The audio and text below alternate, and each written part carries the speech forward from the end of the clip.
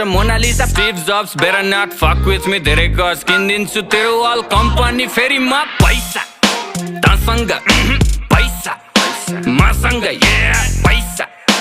तसँग पैसा मसँग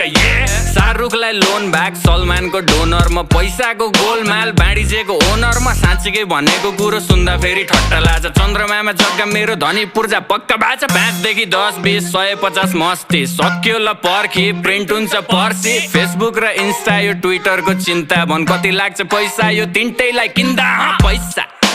तसँग पैसा मसँग पैसा तसँग